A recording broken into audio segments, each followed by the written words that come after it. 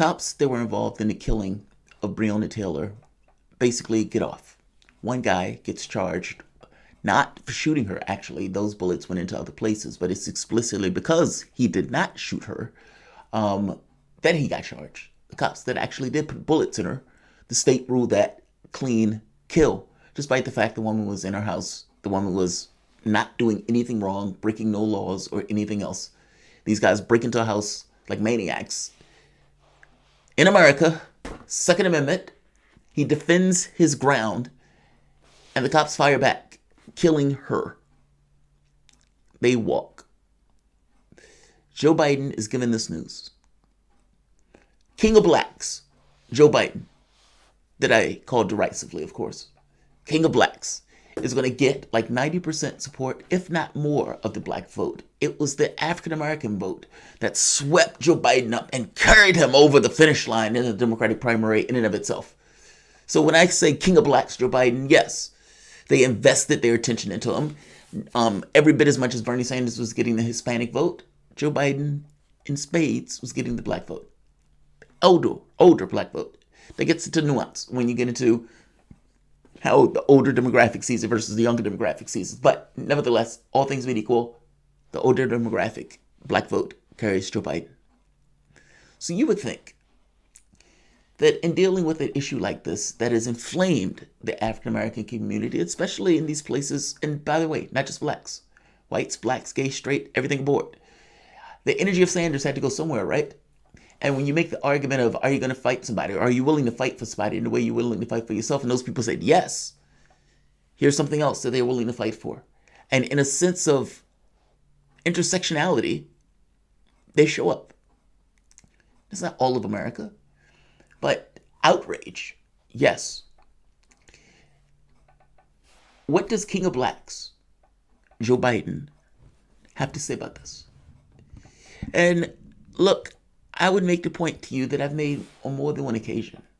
He does not care about you because you give him everything without asking for anything.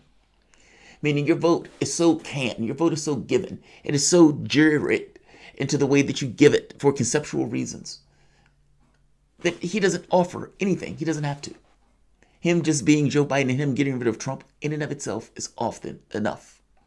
It should not be, by the way, but I'm saying because of that, you get nothing out of this process. Whereas he should care greatly, considering you are going to vote for him to the tune of like 90%. You get a throwaway trope of sorrow, and then you get a quick, go-to for something else. It doesn't dig into him. It doesn't matter to him in the way that it actually absolutely should, especially in the context of the number of people that are going to vote for him for this particular demographic. Let's hear Biden. And better yet, let's do it on the back end. You guys are listening to not Fault Lines, I'm sorry. You guys are listening to the Progressive Soapbox. Be back in a moment.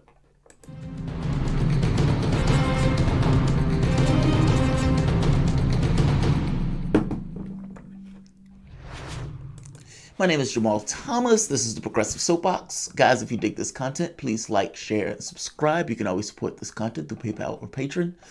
My head is still kind of on the last show. But nevertheless, I wanted to talk about this. So listen to it for yourself. Now, maybe my expectations are too high. Maybe I'm jaded because my thought is blacks vote in a way that is irrational. And they've been taught to vote that way for the last 40, 50 years. But it is utterly and entirely irrational. You vote in a way that incentivizes you being taken advantage of. And then bitch about being taken advantage of. Missing the point that they rationally take advantage of you. Listen to Joe Biden, King of Blacks, who was lifted over Bernie Sanders. Imagine what Sanders would say in this moment if he was at this press conference, if he was at this juncture of the campaign. Do you think he would be running an affirmative campaign, or do you think he'd be running a campaign where he's mostly in his basement? And when an issue comes up that's dealing with issues of race and class that he could talk about on both ends because he recognizes that those two things are intrinsically linked. Something like this. Listen to Joe Biden. Is this adequate for you?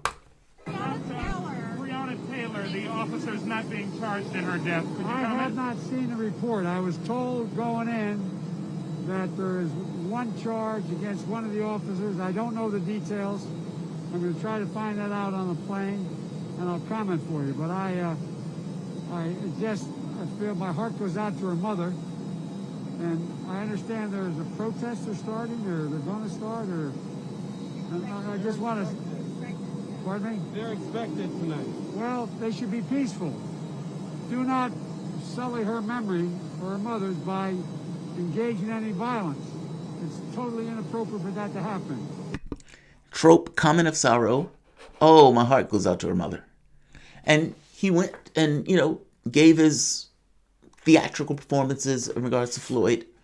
And I sit here and look at this and I think to myself, Joe Biden, more than anybody else alive that is in the political space, is more culpable of creating the system of mean-spiritedness, not to mention laws, that caused her killing, Floyd's killing, and the other killings down the line. So understand what I mean when I look at him and I hear him say these things. Yes, it's a throwaway line, but then to immediately go to this notion of violence and protesting. Look, your social fabric is breaking down. And if Biden want to have this conversation, he should have a larger conversation about this very specific issue. When you get to this idea of the way the intersection between the criminal justice system that he helped create, and beyond that, the poverty also that he did nothing about and also helped create when he was in Congress. I'm making the point here that there are larger issues that you need to talk about and discuss in the context of this. And for him to just have this throwaway line is bothersome to me, beyond bothersome to me. There aren't rich people being treated like this. When you think through the issues, whether it was Trayvon Martin, whether it was Marbury, the one that was jogging and they murdered and then took pictures of him, whether it's the cops that are killing in this particular situation or many of the other situations, cops kill 1,000 people a year.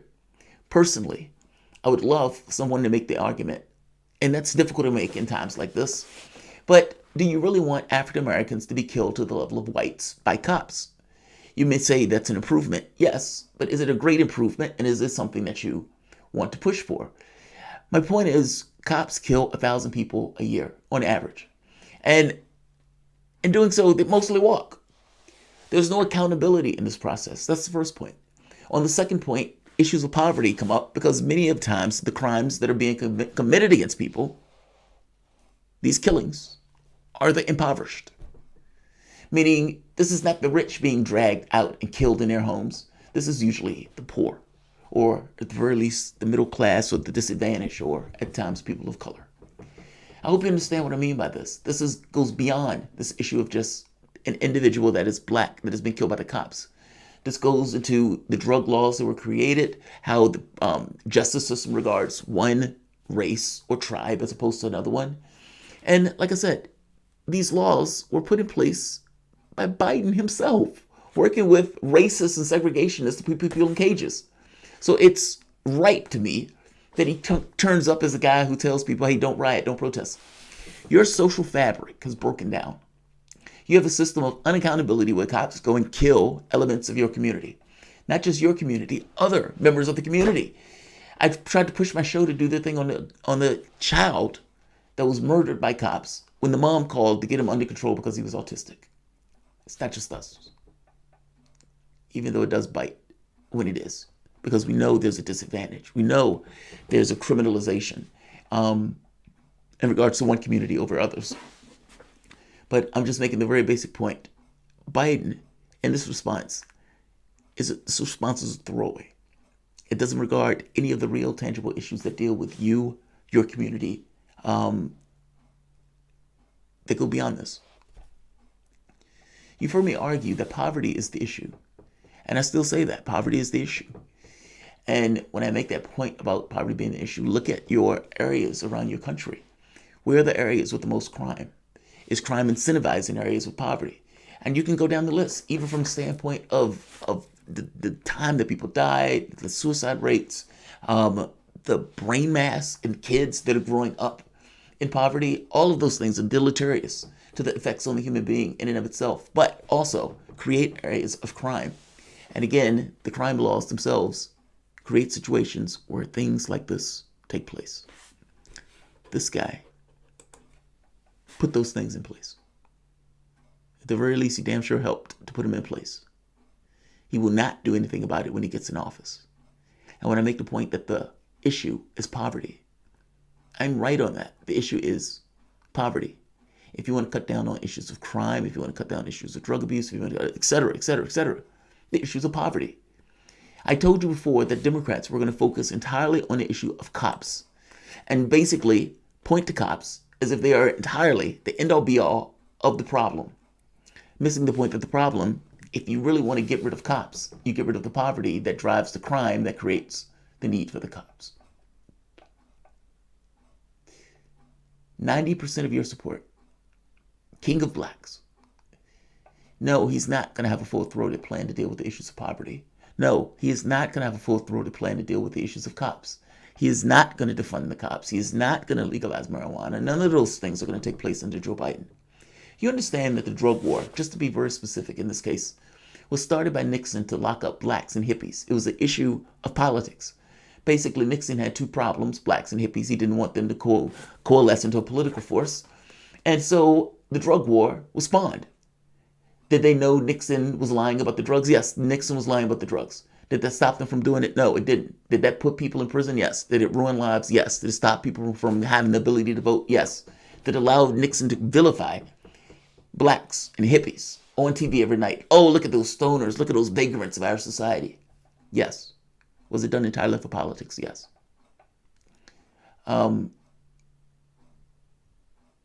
Yeah. I'll leave it here. I hate this. It bugs the hell out of me to see Joe Biden in this light, where he's going to get such support from a community that he's done so little to earn, and walks around as if, yeah, I'm the guy that blacks vote, and even making the argument that if you don't vote for me, you're not even black. Insulting, yes. And unfortunate, yes. Your job as a voter is not to throw yourself at the candidate. I know you've been taught that. I know you've been taught that was necessary. But at the end of the day, your job as a voter is to hold those candidates accountable. You are their boss, in a way. But in our system, we've inverted that to such an extent that instead of us being their boss, we're basically, especially in the Democratic Party, and people who find themselves in the Democratic Party, just show allegiance as opposed to demanding representation. The representation is the act of a patriot. The showing allegiance is the act of a coward.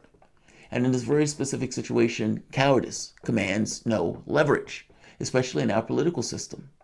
You need to ask yourself and engage, how do you vote to the tune of 90% for a party that you have so little leverage in dealing with? And is that right? And if that is not right, why do you continue to do it? I understand that there are monsters in the other party. I hate to tell you this, there are monsters in your own party. And at the end of the day, you're being scammed. They understand that there are things that you want that may be in your best interest as opposed to somebody else's best interest. They don't care. It is a political thing where their job is to get your support. And if they can get your support without having to give you anything for that support, even better. Rational. If they can use fear to gin that up, rational. You may say it's heinous. You may say it's horrendous that they're willing to stoop to levels like that. But horrendous and heinous doesn't show up in the voting booth. Your vote does. That's what matters. So yeah, that becomes a rational act for him to do that. So he will give you theater. He will give you all that stuff. But for real results, dealing with the real material things, either with poverty or the drug war, or any of these things that he himself was intimately related with the entire time he was in Congress, including, by the way, the skew in the length of times that blacks stay in prison because of the drug thing, the crack and cocaine disparities. You should hear him talk about that in recent terms. No, Biden shouldn't get your vote. Or at the very least, if he does, it should be after there are certain concessions that deal with your material interests. And Kamala Harris, I'm sorry, is not dealing with your material interests. What about the bills for COVID-19? What about the COVID-19 thing in and of itself, meaning something like Medicare for all? What about getting rid of your student debt or student loans? Your world is facing a crisis. What about the job guarantee? What about the banking in the post office that he rolled back? You're not even going to get, under Biden, a push for a public option. They've rolled that back. The reason they can roll that stuff back is because you have no leverage. Your belief, either from the standpoint of lefties or blacks or Hispanics, is that you're going to vote for him, not because you love him, but entirely because of who the other guy is, which means they don't need to do anything for you. They have a free hand in office. I'm saying it is ludicrous and the opposite of a representative government for you, your constituency, whether it's black, whether it's Hispanic, whatever else, to function in a way where you let the candidate off the hook and take accountability off the table. Joe Biden should not get your vote. Or at the very least, he shouldn't get it where he's just kind of strolling in the office without necessarily offering anything in a time of crisis. For God's sake, you're in the middle of a pandemic. The idea I need to even make the argument for Medicare for all is somewhat out there and offensive. And yet, here we are. Like, share,